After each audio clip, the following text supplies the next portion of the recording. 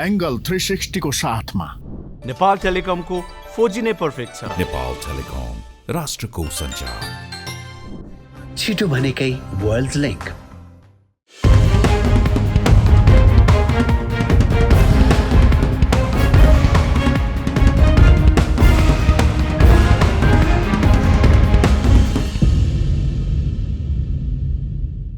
नमस्कार, यो हो कार्यक्रम एंगल 360 र म सपना सिंह।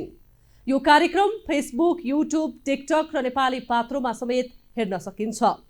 दर्शकवृन्द, पूर्व मन्त्री समेत रहेका नेपाली कांग्रेसका नेता उमेश श्रेष्ठलाई तपाईले कसरी चिन्नुहुन्छ?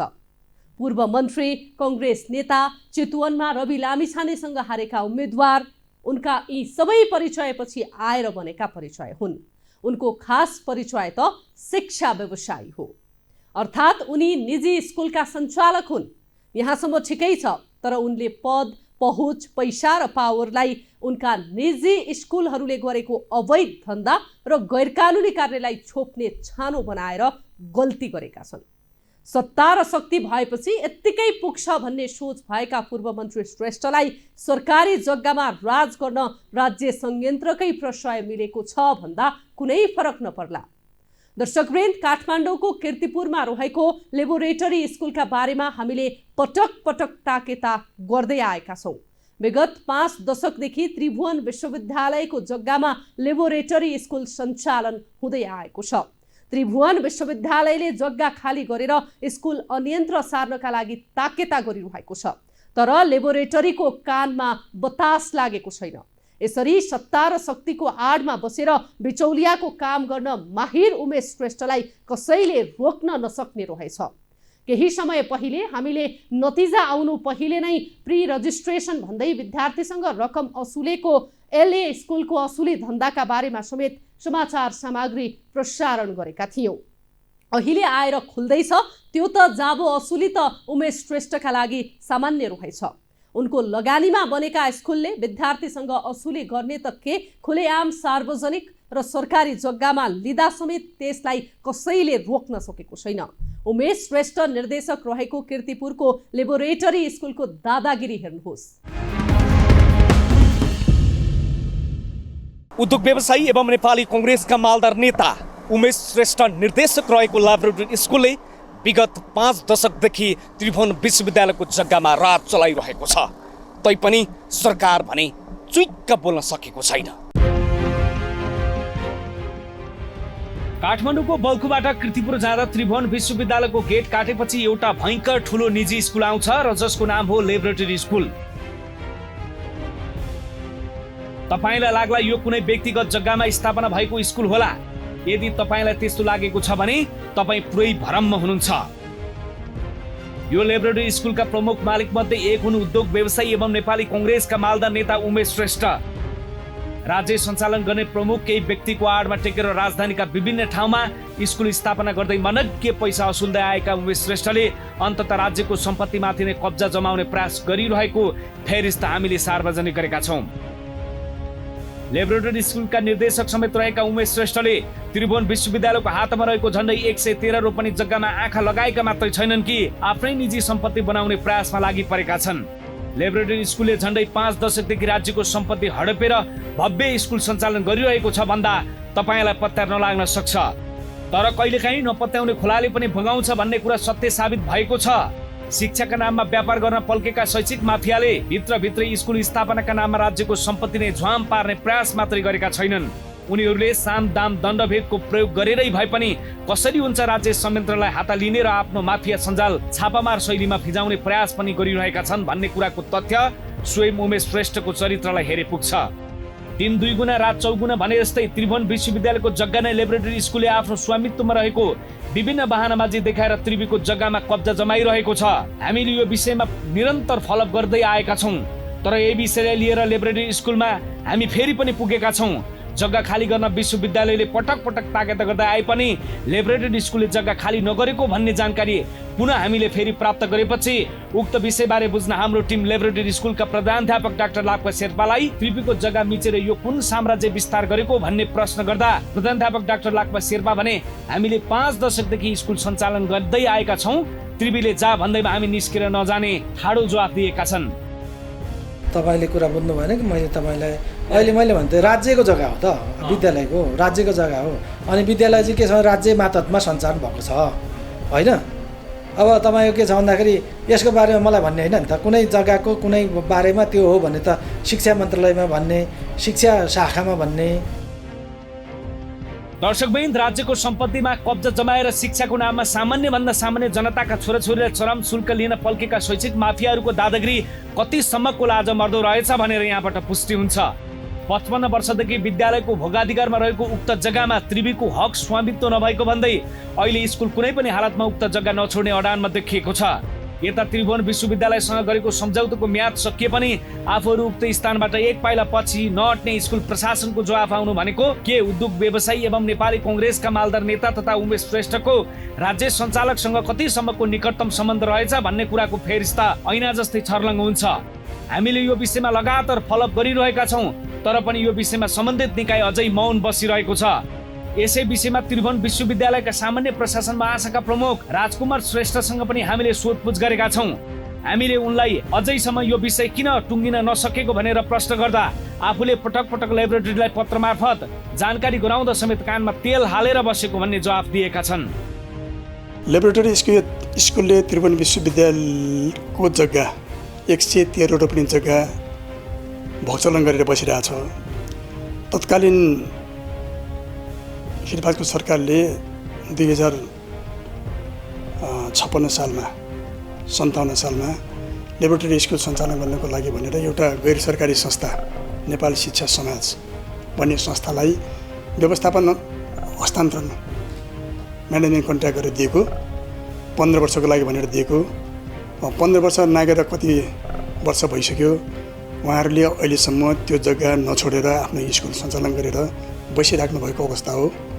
हामीले अब यो जग्गा विश्वविद्यालयको लागि नै आवश्यक छ, तपाईँहरूले आफ्नो व्यवस्था गर्नुहोस् र यहाँबाट स्कुल सार्ने व्यवस्था गर्नुहोस् भनेर बारम्बार अनुरोध गर्दाखेरि स्कुल व्यवस्थापनका व्यक्तिहरूले त्यहाँबाट हटेर जान मान्नुभएको छैन र उल्टै त्यहाँका प्रिन्सिपलज्यूले एउटा पत्र लेखेर यो जग्गा त्रिभुवन विश्वविद्यालयको समितिभित्रै पर्दैन जस्ता कुरा लेखेर हामीलाई प्रति जवाब दिएर बसिराख्नु भएको छ।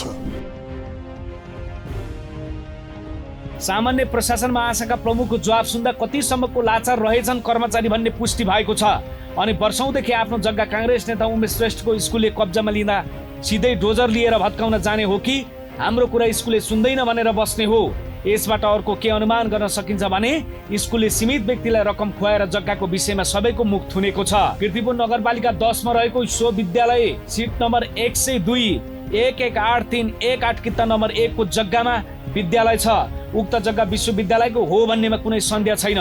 विश्वविद्यालयले यस सम्बन्धमा शिष्ट भाषामा जग्गा खाली गर्न पटक पटक ताकेद गर्दै आए पनि लेबोरेटरी स्कुलले कानमा तेल हालेर बसेको छ। विश्वविद्यालयको रजिस्ट्रारको कार्यालयको सामान्य प्रशासन महाशाखाले विद्यालय अन्यत्र सारी जग्गा खाली गरिदिन निर्देशन दिँदा पनि लेबोरेटरी स्कुल प्रशासन मौन रहेको विश्वविद्यालयले गुनासो गर्दै आएको छ। यसरी राज्यको सम्पत्ति दिनदहाडे कब्जाको प्रयास भइरहँदा समेत सम्बन्धित निकायहरू तैचुप मैचुपको अवस्थामा बस्नु र त्रिभुवन विश्वविद्यालयको केवल लेबोरेटरी स्कुललाई सामान्य भाषामा स्कुल अन्यत्र सार्न दबाब दिए जस्तै मात्र गर्नुले प्रश्नभित्रको प्रश्न निकै जटिल बन्दै गएको छ। यता यो विषयमा हामीले लगातार निगरानी गर्दा समेत विद्यार्थीले समेत चासो नगरेको देखिएको छ। हुँदैछ, गर्छौं, काम भइरहेको छ भन्ने विद्यार्थी समेत के गर्दैछन् भन्नेमा अत्तो पत्तो छैन। म यही क्षेत्रमा विश्वविद्यालयका यी व्यतिथिकै विरुद्धमा लामो समय बोल्दै आएको थिएँ। यसपटक म कार्यान्वयन गराउने क्षेत्रमा छु, त्यो पोजिसनमा छु। त्यसकारण मैले नो इफ नो बट गरेर यसपटक कार्यान्वयन गराउने हो। मैले पहिला सुरुमै म आफू शपथ ग्रहण गराउँदा के भनेको थिएँ भने केही महिना केही समय हामी जेन्टली रिक्वेस्ट गर्ने हो, नियमपूर्वक कुरा मात्रै गर्ने हो, तर त्यो पुरा भएन भने हामी फोर्स प्रयोग गर्ने दिनमा पनि आउनेछौँ भनेको थिएँ। त्यसकारण अहिलेसम्म नीतिगत रूपमा रिक्वेस्ट गरिरहौ सबै पदाधिकारी कन्सर्न अथोरिटिजहरूसँग हामी त्यसरी डिल गरिरहौ तर अझै पनि मानेन उहाँहरूको प्री डिपोजिट प्री सेट माइन्डले बल नै खोज्ने हो भने हामी बलपूर्वक रूपमा पनि यो सबै विश्वविद्यालयको नियन्त्रणमा ल्याउन हामी कटिबद्ध भएर लाग्छौँ सफल हुन्छौँ गरेर देखाउने हो। यसरी लेबोरेटरी स्कुलले किन राज्यको सम्पत्तिमाथि यति गहिरो सम्बन्ध राख्न खोजेको रहेछ भन्ने गहिराईसम्म हामीले खोज अनुसन्धान गर्दा 2057 साल साउन 13 गते शिक्षा तथा खेलकुद मन्त्रालय र गैर सरकारी संस्था नेपाल शिक्षा समाजबीच भएको लेबोरेटरी माध्यमिक आवासीय विद्यालयले त्रिभुवन विश्वविद्यालयको 113 रोपनी जग्गा उपलब्ध गराउने सम्झौता भएको रहेछ तर 15 वर्षे सम्झौताको अवधि 2072 साउन 12 गते नै समाप्त भइसकेको छ। सम्झौताको अवधि समाप्त भएपछि विश्वविद्यालयको जग्गा लेबोरेटरी स्कुलले स्वतः छोड्नुपर्ने व्यवस्था हुँदा पनि स्कुलले छाडेको छैन। यसमा विश्वविद्यालयको पनि धेरै थोर कमजोरी नै देखिएको छ।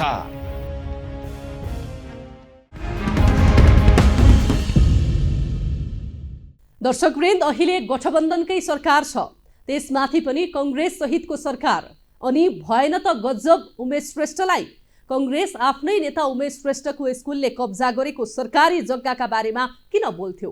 सामान्य केही हुने बित्तिकै राको बाल्दै सडकमा निस्कने विद्यार्थी संगठन केन्द्रीय क्याम्पसको यत्रो जग्गामा कांग्रेसका नेताको स्कुलले कब्जा गर्दा समेत चुइक्क मुख खोल्न सकेका छैनन्। हामी यस विषयमा बुलन्द आवाज उठाउँदैछौँ र जग्गालाई मुक्त भन्ने विद्यार्थी नेताको त्यो भनाई र गराई हात्ती आयो फुस्स भने जस्तै भएको छ। यता प्रतिपक्ष दललाई पनि यो विषयमा त्यति चासो छैन। प्रतिपक्षबाट सत्तापक्ष बन्ने दाउ हेरेर फुर्सद कहाँ मिल्नु, त्यसकारण उमेश श्रेष्ठलाई झनै प्रशय मिल्दै गएको छ। तर यो विषयमा हामी बोल्छौँ बोलिरहन्छौँ। यो सरकार यो प्रशासन यो संयन्त्र कहिलेसम्म नसुने झै गर्छ हामी पनि हेर्छौँ। साथमै रहनुहोला, अर्को विषयका साथ हामी एकैछिनमा फेरि उपस्थित हुनेछौँ।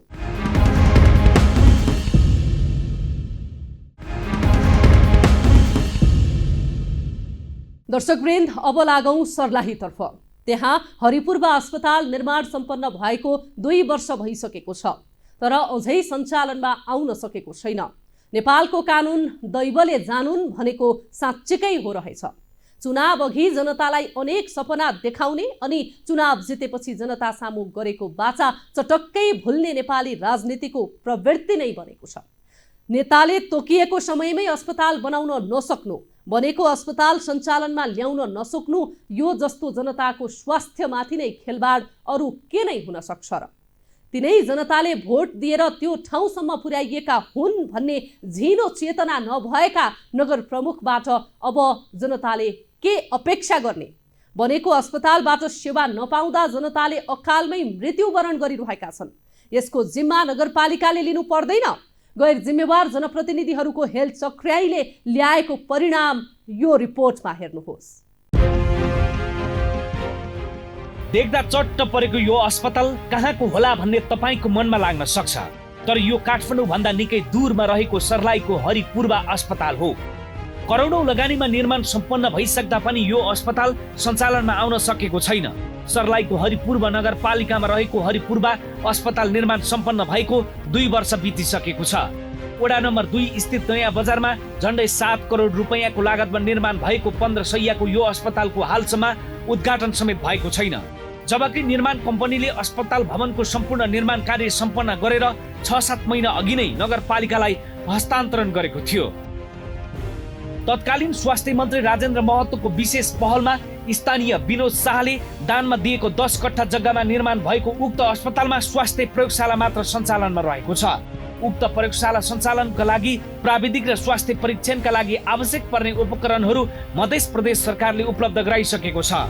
उक्त प्रयोगशालामा आवश्यक पर्ने उपकरणहरू पर्याप्त मात्रामा उपलब्ध गराइएको भए पनि परीक्षणका लागि आवश्यक पर्ने केमिकल र किटहरूको अभाव रहेको कार्यरत कर्मचारीको भनाइ छ। पहिला प्रदेशबाट आउँदाखेरि जुन जति पनि सेवा सुविधा दिएको थियो जति सबै त्यो किटहरू जस्तै केमिकलहरू डिस्ट्रिक्टबाट सबैले सिक्ने क्रममा छ। हामीहरू माग ठाउँ पनि यताबाट बढेर स्वास्थ्य शाखामा पालिकामा बुझाएका छौँ। अब उहाँ ढिलाइको कारणले गर्दा उताबाट उपलब्ध नभएको कारणले हामीहरूको जुन सेवा सुविधा छ जुन जनताको वञ्चित भएको छ। र जस्तैमा हामीहरूको जुन जाँच्ने केमिकलहरू हुन्छ, किटहरू हुन्छ, विभिन्न जाँचहरूको उपकरणहरू जस्तै सामानहरू छ, त्यो नभएको कारणले जनता सेवाबाट वञ्चित भएको छ। यस क्षेत्रमा एउटा पनि सुविधा सम्पन्न अस्पताल नभएकाले सामान्य रोगको उपचारका लागि पनि सदरमुकाम, मलङ्गवा, वीरगञ्ज, जनकपुर, काठमाडौँ लगायत भारतका विभिन्न सहरमा जानुपर्ने बाध्यता अहिले पनि कायमै छ। चरम गरिबीका कारण बिरामीहरूलाई पैसाको अभावमा उपचार नपाएर अकालमा ज्यान गुमाउनु पर्ने बाध्यता अर्को त्यस्तै भयङ्कर छ। उपचार बिना कसैले पनि अकालमा ज्यान गुमाउन नपरोस् भन्ने उद्देश्यले आफूले अस्पताल निर्माणका लागि 10 कट्ठा जग्गा दान गरेको भए पनि अस्पताल बनेको 2 वर्षभन्दा बढी बितिसक्दा पनि सञ्चालनमा नआउँदा जग्गादाता विनोद कुमार शाहको गुनासो रहेको छ। यस अघिका नगर प्रमुख सियाराम राय यादवको कार्यकालमै अस्पताल भवन निर्माणको काम सम्पन्न भइसके पनि दोस्रो कार्यकालका विनोद शाह आइसक्दा समेत अहिलेसम्म सञ्चालन नहुनु दुःखद पक्ष रहेको जग्गादाताको गुनासो छ। 3 तलाको आलिशान एवं सुविधा सम्पन्न यस अस्पतालमा अहिलेसम्म विद्युत आपूर्ति समेत भएको छैन। पोलबाट डाइरेक्ट तार तानेर बिजुलीको प्रयोग भइरहेको छ। संग्रामपुरदेखि हरिपूर्वासम्मको मुख्य सडक नजिकै रहेको यस अस्पतालसम्म पुग्न पक्की बाटो पनि छैन। माटोको सडक भएकाले बर्सातको मौसममा पुरै हिलाम्मे हुने गरेको स्थानीयहरू बताउँछन्। आगे घर अस्पताल खुला के बाद में बहुत खुशी लागल, लेकिन अस्पताल खुली लेकिन उद्घाटन न हो रही हमारा सब दुखित लाग रहा है। अस्पताल से इतना भाम बनल उद्घाटन हो 10 गो समाज के सुख, 10 गो समाज अते जैते मामला सुख होती, लेकिन अस्पताल खुल गई लेकिन उद्घाटन न हो पाए, उद्घाटन न हो कि में है ये में विरोध है कि है से उद्घाटन न होते है। आज अस्पताल उद्घाटन के शिलान्यास से बहुत खुश, तो 5000 जनता के बीच में उद्घाटन भेल, तनका जनता रहे 5000 जनता के बीच में एक क्रियानाश भेल। सब जनता तराई मार रहा आदमी मर रहा एक लागे, लेकिन एक उद्घाटन न हो रहा। तो बन के तैयार हो गए और बन के सारा कुछ तैयार हो गए। इससे तो में डॉक्टर न है, डॉक्टर न है तो आदमी निराश हो गए। डॉक्टर में न है तो डॉक्टर मतलब वो ना आदमी निराश होती ना। अब में हम माला आदमी अबै या जाए में कोई सुविधे नहीं। नगरपालिकाले खटाएको 1-2 जना कार्यालय सहयोगी तथा खेतमा काम गर्न र घाँस काट्न आएका केही स्थानीय मानिसहरू बाहेक अन्य कुनै पनि मानिसहरू अस्पताल परिसरमा भेटिँदैनन्। टाढैबाट भव्य देखिने हरिपूर्व अस्पताल यति बेला सुनसान र प्रयोगविहीन भएको छ। हरिपूर्व नगरपालिका अन्तर्गत स्वास्थ्य शाखाका संयोजक राम एकवाल रायका अनुसार गत आर्थिक वर्षमा 40 लाख कर्मचारी भर्ना र 40 लाख आवश्यक सरसामानको खरिदका लागि भनेर जम्मा 80 लाख बजेट अस्पतालका लागि छुट्याइएको थियो। तर राजनीतिक द्वन्द्व तथा आर्थिक विवादका कारण उक्त बजेट चलाउन सकिएन।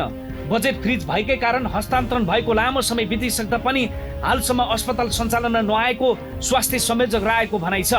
अबको केही दिनमै कार्यपालिका सदस्यहरूको बैठक मार्फत बजेट छुट्याएर डाक्टर लगायत अन्य कर्मचारीहरूको भर्ना गरी उक्त अस्पताललाई पूर्ण रूपमा सञ्चालनमा ल्याउने उनको भनाइ छ। अस्पताल सञ्चालन के लागि भी रखले रहे, लेकिन ये राजनीतिक पार्टी सबके द्वंद्व के कारण ये नगर सभा जो है से अपने के अभी ये साल के भी न हो से पहले का आर्थिक वर्ष के संपूर्ण काम जो है से अपने के ठप कर्मचारी और जो है से सामाजिक सुरक्षा भत्ता के बाल बालिका के भत्ता के सिवा यहाँ कोई भी प्रकार के जो है से नगर पालिका से काम ये के कारण जो है से यहाँ जो है से डॉक्टर के अभी जो है से बहाली और संचालन करे में कठिनाई होता है। वो लैब मात्र संचालन में जी लैब वो अपने के की है कि प्रदेश सरकार के नीति अंतर्गत जो है से हम सब में पहल करके यहाँ भी अब अस्पताल का क्लियर भ गए है और जो है से प्रत्येक नगर पालिका गाँव पालिका के जो है से प्रदेश के जो है से लैब के जो है से व्यवस्था कर गए के हिसाब से यहाँ पर भी लैब के मटेरियल और सामग्री भेज गए और वो लैब जो है से इस दिन से यहाँ पर विगत के संचालन में है। और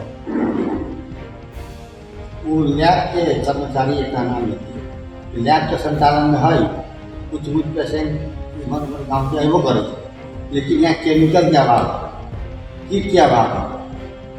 अब ये ना है ना अपने के अभी नीति निर्देशन क्लियर रूप से प्रदेश के भी न है और उनका जो है से जानकारी के अनुसार जे प्रदेश के वो जो है से मापदंड है ओकर वही मापदंड के अनुसार से ये सब पैसा भी अपन चार्ज रखले छथिन और ये पैसा जो है से प्रदेश के बुझावे के हम इनका सबके द्वारा हमरा सबके मालूम हो रहे। अस्पतालको शिलान्यास भई निर्माण कार्य सुरु हुँदा खुसी भएका हरिपूर्वका जनताहरू निर्माण सम्पन्न भएको 2 वर्ष बितिसक्दा पनि सञ्चालनमा नआएपछि निराश देखिएका छन्। विकसित सहरमा जस्तै सुविधा सम्पन्न अस्पताल गाउँमा हुँदाहुँदै पनि उपचारका लागि अन्यत्र जानु परेको स्थानीयहरूको गुनासो छ। करोडौँको लगानीमा बनेको अस्पतालको संरक्षण गर्ने दायित्व स्थानीय सरकारको भए पनि नगरपालिकाले आफ्नो दायित्व पूरा गरेको देखिँदैन। पालिकाभित्र छुट्टै आन्तरिक तथा राजनीतिक द्वन्द्व चलिरहेको छ। पटक पटकको तालाबन्दी र हडतालका कारण एउटा पनि प्रमुख प्रशासकीय अधिकृत टिक्न सकेका छैनन्। एकजना प्रमुख प्रशासकीय अधिकृतको त हाजिर भएको 3 घण्टामै सरुवा समेत भएको थियो, जसकारण आर्थिक वर्षमा एउटा पनि विकास निर्माणका कामहरू यो पालिकामा हुन सकेन। हजारौं जनताको सुविधाका लागि करोडौँको लगानी गरेर सरकारले अस्पताल निर्माण गरिदिए पनि पालिकाको गैर जिम्मेवारीका कारण सरकारको लगानी बालुवामा पानी खनाए जस्तै भएको छ। यसरी स्थानीय स्तरमा भागबण्डका कारण निर्माण भइसकेको अस्पताल समेत सञ्चालनमा नआउनु भनेको नगरपालिकाको मुख्य दोष रहेको प्रष्ट देखिन्छ। ठेकेदार कम्पनीले निर्माणको सम्पूर्ण काम सकेर हालै 6 महिना पहिला नगरपालिकालाई हस्तान्तरण गरिसकेको छ। नगरपालिकालाई हस्तान्तरण गरे पनि यो अस्पताल अहिले पूर्ण रूपमा सञ्चालन भएको छैन। यो अस्पतालको हालसम्म उद्घाटन समेत गरेको छैन। यस अस्पतालमा एउटा ल्याब मात्रै सञ्चालनमा छ। यहाँ डाक्टरहरूको दरबन्दी छैन। यहाँका जनताहरू जुन बेला अस्पतालको शिलान्यास भयो त्यति बेला यहाँका जनताहरू निकै खुसी भएका थिए। अहिले उनीहरू निराश भएका छन्। हो, हजारौं जनताको सुविधाका लागि करोडौंको लगानी गरेर सरकारले अस्पताल निर्माण गरिदिए पनि पालिकाको गैर जिम्मेवारीका कारण सरकारको लगानी बालुवामा पानी खन्याए जस्तै भएको छ। दर्शकवृन्द, नेपालको राजनीतिमा अहिले पनि एउटा यस्तो संस्कार हावी नै छ, काम पटक्कै नगर्ने अनि गरिहाले पनि त्यसलाई तामझामका साथ देखाउनका लागि मात्र गर्ने। नेताहरूले अनेक थरीका सपना देखाएर जनतालाई केवल थामथुम पारिरहेका छन्, तर सरकारी सम्पत्ति र लगानीको संरक्षणमा उनीहरूलाई कुनै चासो छैन। हवस् त, आजलाई एंगल 360 यति नै। भ्रष्टाचार, अनियमितता र बिचौलिया प्रवृत्तिमाथिको निगरानीका लागि हेर्दै गर्नुहोला स्पेस 4K टेलिभिजन।